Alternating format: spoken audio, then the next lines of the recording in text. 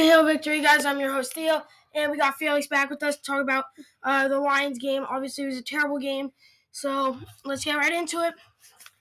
I wanted to talk about Mariota being in first. I know I said he's a very bad quarterback, and frankly, it kind of showed up. It kind of showed up the other day when he's missing plenty of passes, and I was at the game, actually for my birthday, which was yesterday. We're recording this on the 12th, and actually this is very disappointing.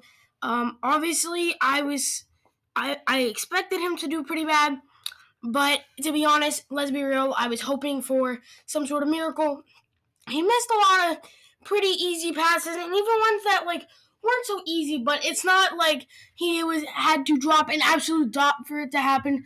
3rd down and 3 on the opening drive, I believe. Zach Ertz, yeah, he overthrew Zach Ertz, and honestly, if you just put that, you can still throw it high, you can still throw it a little far, but if you just put that in within reach, it's Zach Ertz. He's reliable, he'll catch that, especially because Zach Ertz, lately, especially during this game, was a very reliable player for us, and he definitely balled out during the entire time, whether we were up, which, actually I don't think, never mind, we were not up, but whether we were down by a little or down by a lot, if that was the beginning of the game, down 4, or if that was the end of the game, down 22. He balled out for us. Of course he did. Zach Ertz is my dog, man. He is the best. We can always count on him. He's very reliable. He had a great 4th down catch.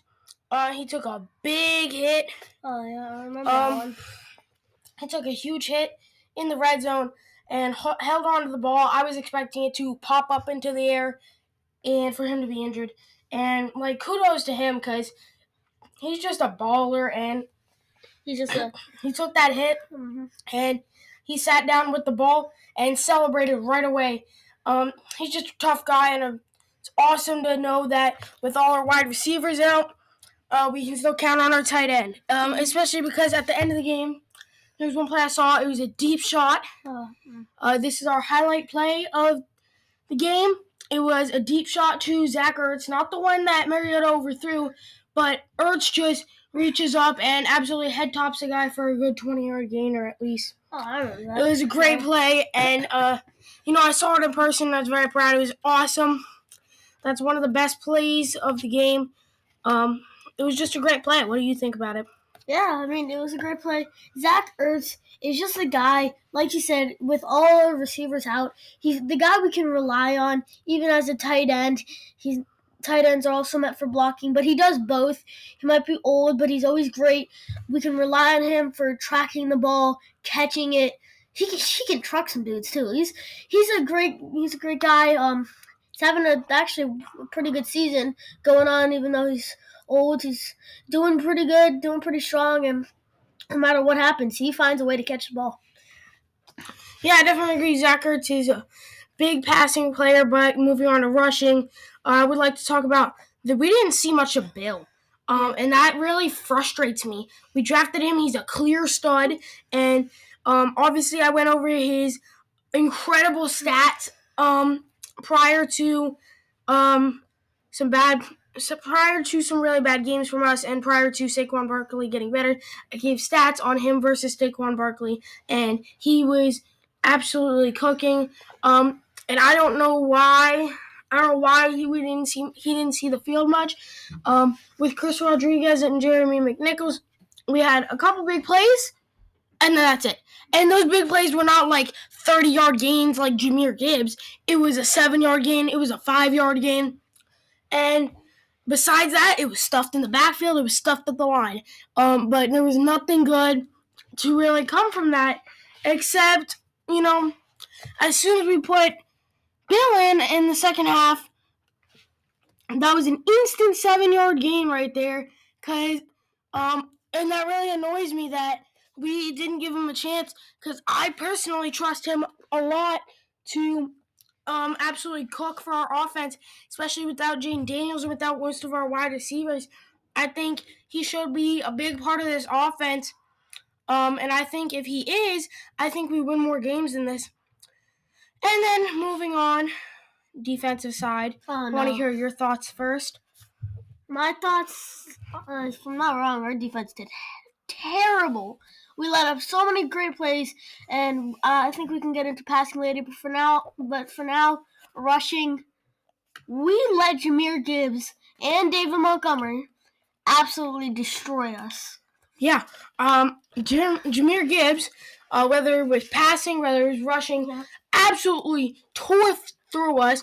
Rushing, although it may not seem like much, ran for 142 yards and 2 touchdowns.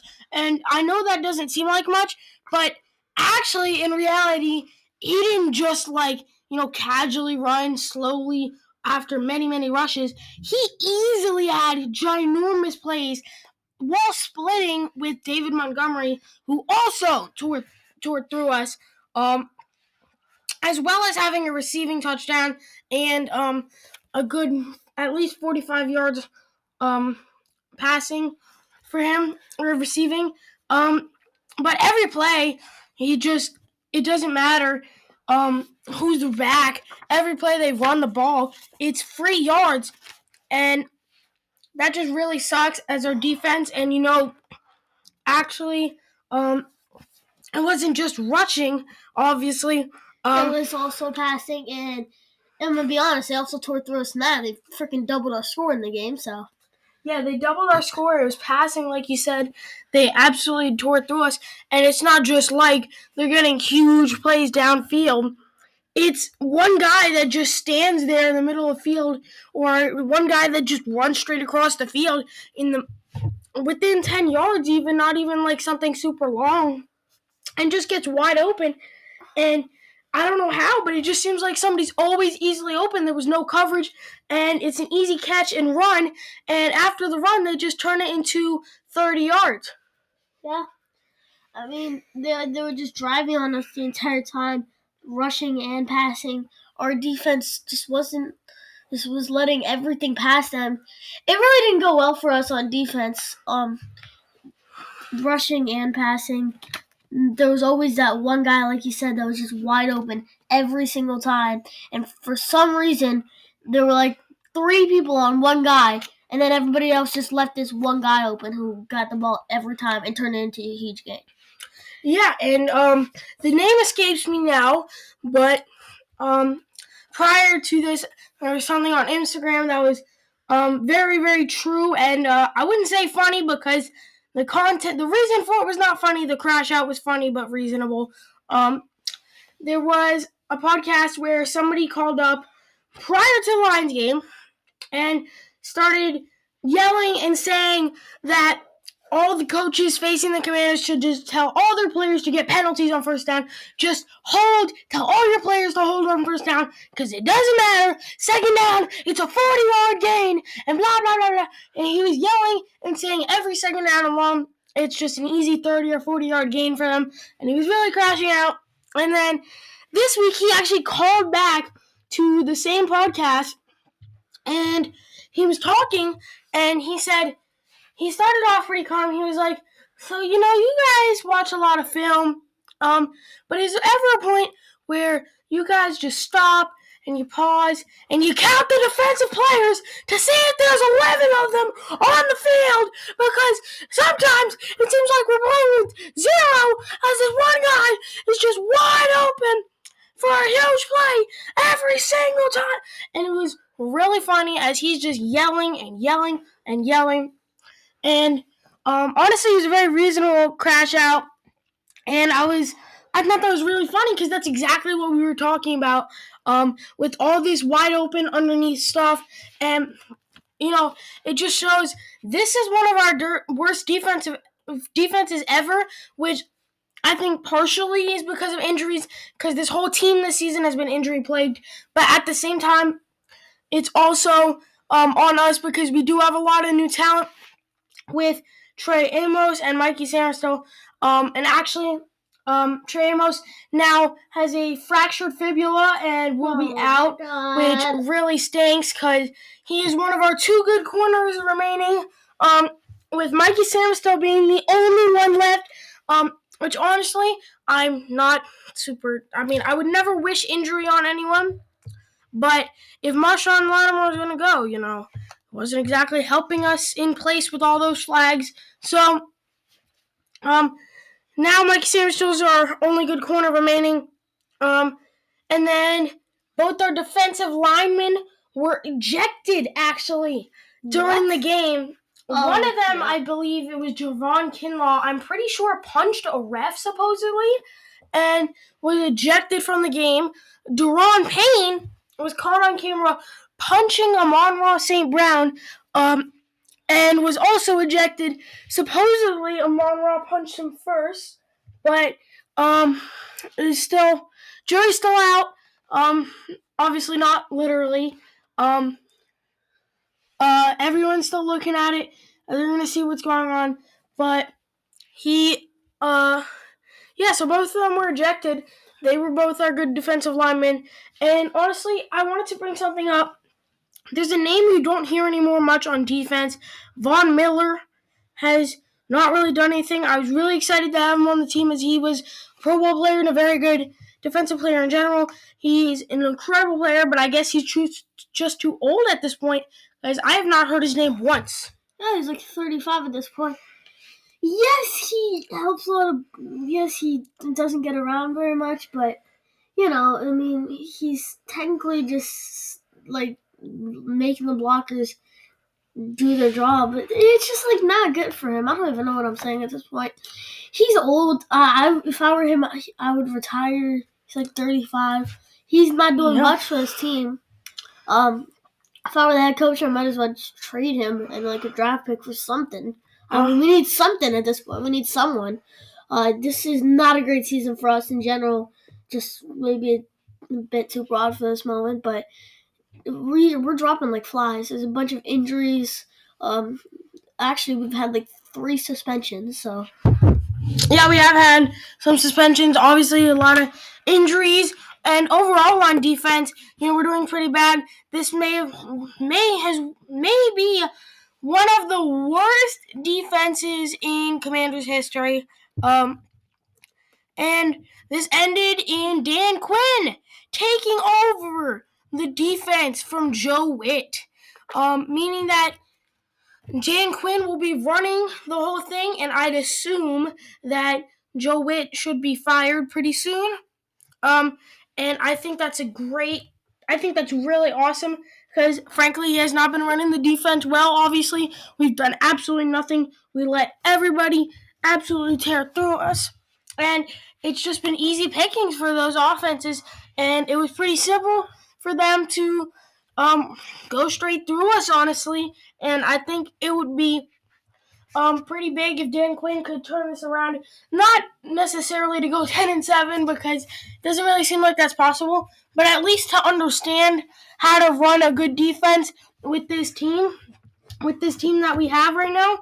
We have to be able to understand how we can play who we have to our advantages, assuming we don't get some of our best players back on the squad. Especially with some of the injuries in Dorrance Armstrong, obviously Marshawn Lattimore, Trey Amos, even as a rookie, really sucks to lose him. So hopefully we can play our cards right and at least learn how to run a defense. Yeah, I mean, if we fire him and get a new coach, then we actually might do pretty good on defense. But what's the best we can go? 10-7. I mean, there's really no hope for us in making the playoffs. You have bad seasons sometimes, but we gotta get through it. And hopefully next season our defense and offense are better. Because right now we're doing horrible. Frankly, I'm not looking to playoffs at this point. I'm going game by game, and if I'm the head coach, if I'm Dan Quinn, I say you watch film, you watch your players, you see their skills, you see their weaknesses, you play the cards right, you fire Joe Witt, and I believe the Lions stole one of the Bears coordinators, I'm pretty sure, and obviously the Lions are really good, so, maybe we can steal someone else's coordinators and run with that. But as of now, let's go week by week. And frankly, if we tank the season, we get a good draft pick. I think also we'll be a little bit better this next year because the schedules not a lot of people know this. The schedules are actually based off a record. So being that we made it to the NFC Championship, obviously our record wasn't the best, but we made it to the NFC Championship. We beat a 15-2 Lions team on the way there. Obviously we had one of the hardest schedules in the league with facing the Lions. We faced the team that went to the Super Bowl last year. We faced Eagles twice. We faced Cowboys twice, who have Dak Prescott back and are now pretty decent. Obviously they tore through us, so it's very hard to win any games with this schedule, but should we lose the rest of our games, we get a good draft pick. We have a much easier schedule next year. Hopefully a lot of our players will recover from injury, and we'll be able to hopefully put something together. But as of now, there's a lot of changes to be made. Yeah. I know we've been talking about this a lot already, but I just want to talk a bit more about defense. I think it's because of the changes that we made. We traded Jonathan Allen. I really miss him. We traded Jeremy Chin. I really miss him. And then I don't even know what happened. It's bad luck or something. So many players are getting injured. It's just not going well for us. And on offense, I got nothing to say. We might be doing more horrible on offense than we are on defense. To be fair, yes, we have lost Jade Daniels, but yes, but also I would like to say, we're at an extreme disadvantage at offense. At defense, frankly, we just suck. I'm gonna be real. Outside of a couple players that have been balling out, we suck. But if I'm being real, on offense, I am going to say we are at an extreme disadvantage, and I feel like give us McLaurin back, give us Noah Brown. We're done. We're done with Traylon Burks being one of our starters. I don't want Robbie Chosen to be starting. That is not good. He's a practice squad player. We're out of wide receivers. We don't have Jaden Daniels, and we still put up 22 points, which honestly, obviously that's not good because we still lost by 22 also. But I am going to be fair and say we put up 22 points on one of the best teams in the league with a backup quarterback and practice squad wide receivers. I'd say it's pretty fair to say that despite a lot of mistakes from players that were obviously not expected to do good, despite that, we did have some big plays that really led to us winning, including Jalen Lane, a huge deep ball, very important. And obviously, he's a name I'd love to see come up more, but that was a great play by him, and I'm very proud because I knew for when he was drafted that he'd be a strong rookie for us, and I knew he'd really ball out for us. And it's definitely great to see that he's shown up against one of the best defenses in the league. But one thing I'd also like to say about wide receiver core, Ja'Cory Brooks, he was a great receiver in Louisville, and still we're bringing in Robbie Chosen without giving Ja'Cory Brooks any time. I wonder what that's about. What do you think? I don't know. Ja'Cory Brooks, we obviously drafted him. If we drafted him, why don't we started him? And, obviously, Robbie Chosen isn't the best player in the roster. Give the rookies a chance. Ja'Cory Brooks seemed like such a good receiver in Louisville, and you're not giving him much of a chance to start him? Yeah, and you, never know who someone's going to turn out to be, especially because, Tom Brady, obviously this is a big thing. He did not start off Tom Brady. He wasn't drafted. He wasn't drafted as a starter and just instantly popped off. He was sitting on the bench as a third stringer doing nothing. And Ja'Cory Brooks could be that next Jerry Rice. Put him in, give him some playing time. Obviously, it's not likely that he becomes as good as or better than Jerry Rice, but if we give him a shot, he could be a good receiver. He doesn't even have to be the best, but if he's somebody that can play for us better than Robbie Chosen, or no offense to him, he's a good player, but he is a practice squad player. If we have Ja'Cory Brooks and Ja'Cory Brooks turns out to be pretty good, oh snap! Now we got someone to pair with Debo while McLaurin is out, and it'd be very crucial that we have someone like that. But I would like to say though, Debo was absolutely balling, and I know I talk a lot about he needs to be more incorporated with our offense, especially because we always run jet sweep with him over and over. Pass the guy the ball. He's a beast. And obviously, I went through numbers last year about how he did pretty good the season before last, where he got 1,100 yards and 12 touchdowns, but then went down to 4 touchdowns and 800 yards. But honestly, looking at our offense, I think he's going to have worse numbers. But frankly, I feel like his skill level is not decided by his numbers, because he's really been able to ball out for us this whole time, along with getting a one-hander on 4th down. What a play. What a catch. He got a touchdown on 4th down later that drive. He had some good plays, some good catches, and it's just great to see that he's able to cook for us. Yeah, it's great to see Debo out there, but I just want to go back. All receivers, McLaurin's our best one. Obviously, he's injured, but our receivers, not all of them have, but they've been doing pretty good at catches. It's mostly just our quarterback at this point, because Jaden Nail's out for the season. Our O-line has not been doing great the entire season. And just, if I'm being honest, our entire defense, except, like you said, just a couple of players have been balling out there.